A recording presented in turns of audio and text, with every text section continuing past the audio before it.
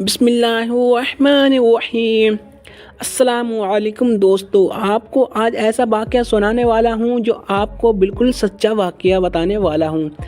آخر حضرت حمزہ رضی اللہ تعالیٰ عنہ کا جنازہ 70 بار کیوں پڑھایا گیا؟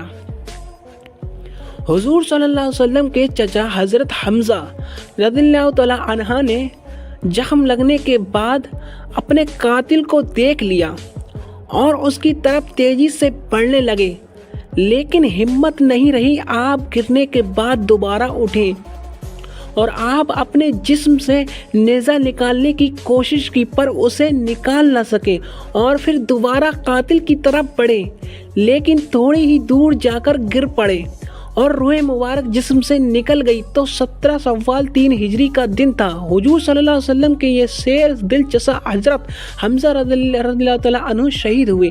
ان کے شہید ہوتے ہی کافروں نے جنگ عہدے پہ تازیانے بجانا شروع کر دیے۔ ہندہ بنت عتبہ جو ابو سفیان کی بیوی تھی، وہ حضرت حمزہ کے جسم سے پاس آئی اور پھر جسم کی بہرموتی کر کے اسے کاٹنے لگیں۔ آپ کے ناک و کان کاٹ کر ہندہ نے اپنے گلے میں ہار بنا کر ڈال لیا اور اپنا سینہ پکڑ کر جگر و کلیجہ باہر نکال لیا۔ جگر کو ہندہ نے چبانا شروع کیا اور خوشی سے جھومتے ہوئے یہ اشعار پڑھنے لگا: اے مسلمانوں، ہم نے تم سے بدر کے دن کا بدلہ لے لیا، اور ایک جنگ کے بعد دوسری جنگ کے شعلے تو بھڑکتے ہی ہیں۔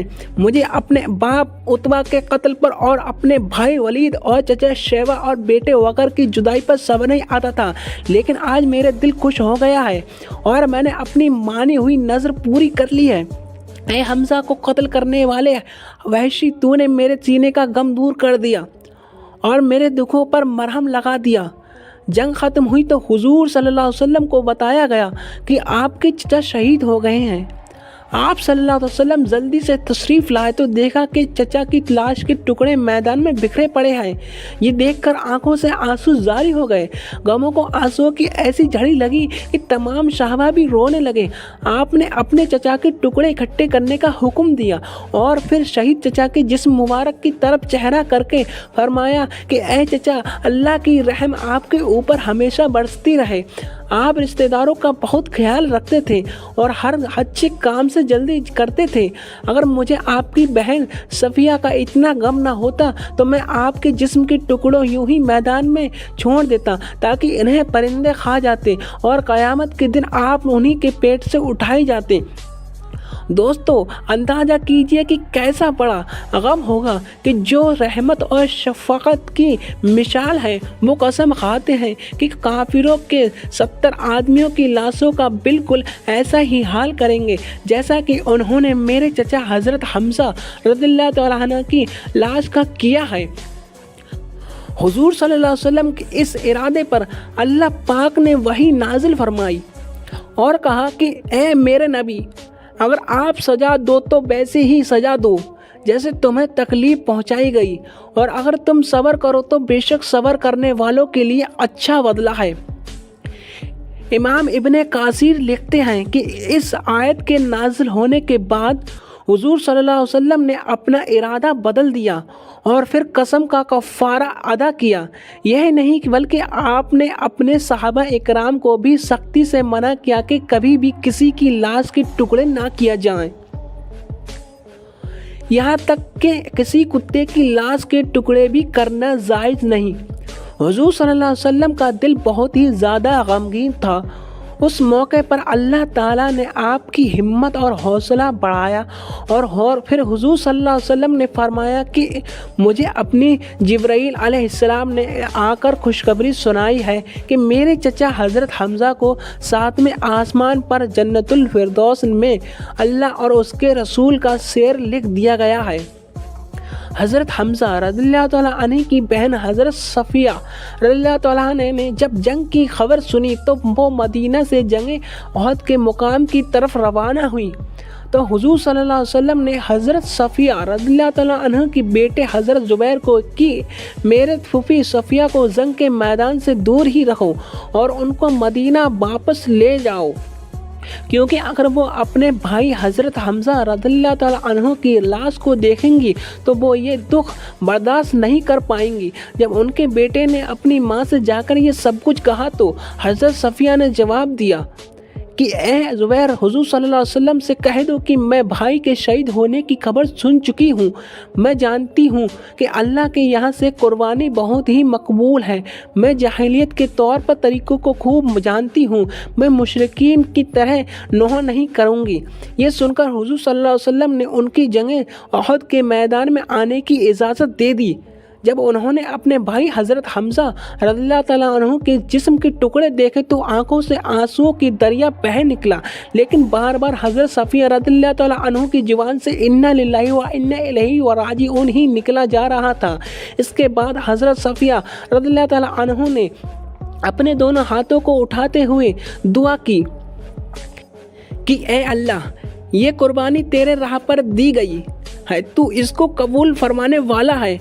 इसके बाद हुज़ूर सल्लल्लाहु अलैहि वसल्लम ने अपनी फूफी को हुक्म दिया कि ए फूफी जान, आप मदीना में ही वापस चली जाएं। तो हज़रत सफ़िया रज़ियल्लाहु ताला अन्हा मदीना वापस आ गई। इसके बाद हज़रत हमज़ा रज़ियल्लाहु ताला अन्हु के जिस्म के टुकड़ों को इकट्ठा करके कफन पहनाकर जनाजे के लिए रख दिया गया। हज़रत सफ़िया रज़ियल्लाहु ताला अन्हु ने अपने बेटे ज़ुबैर रज़ियल्लाहु ताला अन्हु को मैदान उहद से जाते हुए 2 चादरें दी और फरमाया कि अपने मामू हज़रत हमज़ा के जिस्म को इसमें ढाँप देना। हज़रत ज़ुबैर रज़ियल्लाहु ताला अन्हु ने देखा कि एक अंसारी सहाबी शहीद हो गए थे और उनके जिस्म पर लिबास न था, तो उन्होंने एक चादर से अपने मामू को कफन दिया और दूसरी चादर से उन अंसारी साहब को कफन दे दिया। जब जनाजा पढ़ा गया तो इसके मुताबिक भी 2 तरह के रिवासत हैं।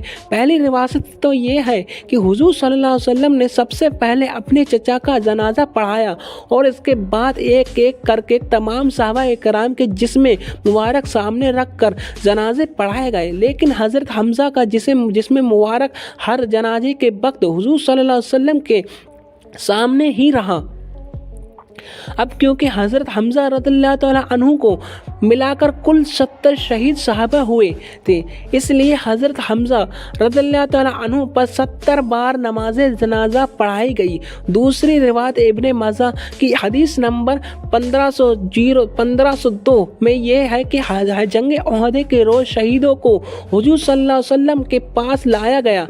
आपने 10 शहदा पर जनाजा पढ़ना शुरू किया और हज़रत हमज़ा रज़ियल्लाहु ताला अन्हु का जिस्म वहीं रखा रहा, उसको को ना उठाया जाता, बाकी शहदा उठा लिए जाते। हज़रत हमज़ा रज़ियल्लाहु ताला अन्हु की मैयत पर 70 बार जनाजा पढ़ा गया। इससे पहले और बाद में कभी भी हुज़ूर सल्लल्लाहु अलैहि वसल्लम ने एक ही जगह किसी भी शख्स का 2 बार भी जनाजा ना पढ़ाया। दोस्तों, उन सभी शहीदों को एक साथ कब्र में दफन कर दिया गया, लेकिन हज़रत हमज़ा रज़ियल्लाहु ताला अन्हु को उनके भांजे अब्दुल्ला बिन जहश के साथ एक अलग कब्र में ही दफन किया गया। अल्लाह ताला हमें भी उनके नक्शे कदम पर चलने की तौफीक अता फरमाए। और दोस्तों, आपसे यही रिक्वेस्ट है कि अगर आपको वीडियो अच्छी लगी है तो प्लीज़ अपने एक प्यारे हाथों से लाइक ज़रूर करें और साथ ही में चैनल को सब्सक्राइब भी करें, क्योंकि इस चैनल पर इसी तरीके के वीडियो अपलोड होते रहेंगे इस्लामी के मुताबिक। तो चलिए दोस्तों, नेक्स्ट वीडियो में आपके साथ में एक गमगीन वाक़या लेकर हाजिर होते हैं।